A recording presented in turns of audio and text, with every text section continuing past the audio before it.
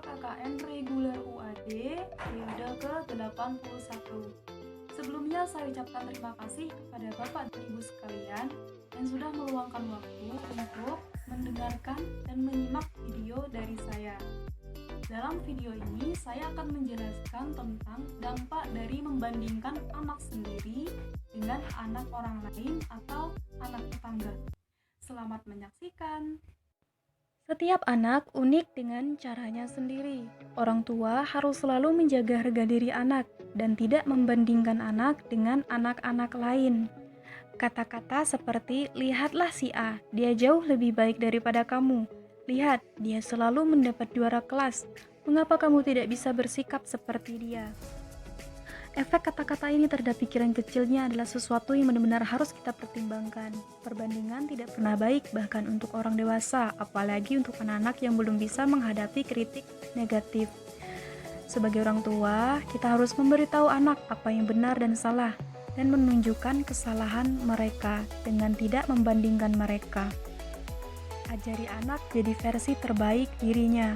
Anak kita dikelilingi oleh kompetisi di mana-mana, di sekolah, di kelompok bermainnya, dan bahkan di taman di mana ia pergi untuk bermain sesekali.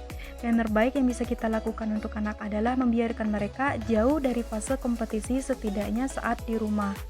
Mengajarkan anak-anak bagaimana mengatasi kelemahan mereka dan menjadi lebih baik dari diri mereka sendiri.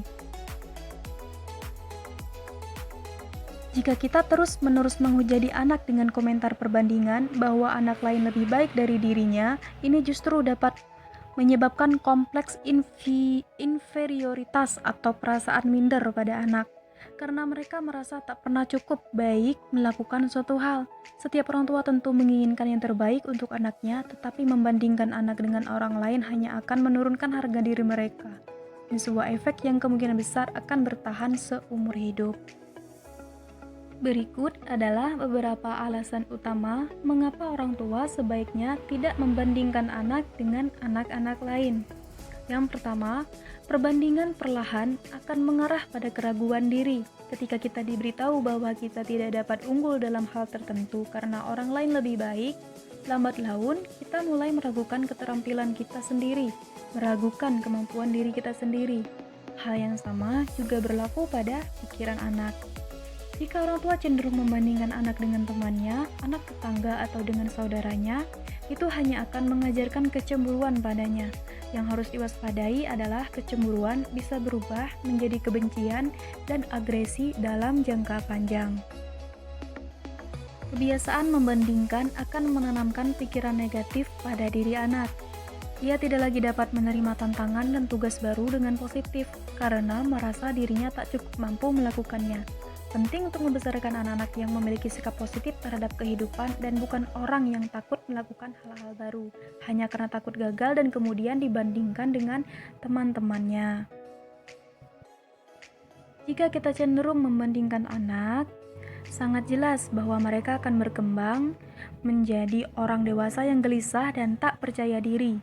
Menjadi anak-anak yang bahagia dan tumbuh menjadi orang dewasa yang percaya diri sangatlah penting. Tapi jika orang tua terus-menerus membandingkan anak, mereka akan tumbuh menjadi anak yang melakukan suatu hal untuk sekedar menyenangkan orang tuanya. Anak juga mulai merasa bahwa dia tidak pernah bisa memenuhi harapan orang tuanya. Nah, itulah beberapa dampak yang harus kita ketahui ketika kita membandingkan anak kita sendiri dengan orang lain. Sekian video dari saya. Jangan pernah lupa memberitahu mereka betapa istimewanya dan pentingnya mereka dalam hidup kita. Sekian, saya ucapkan terima kasih dan wassalamualaikum warahmatullahi wabarakatuh.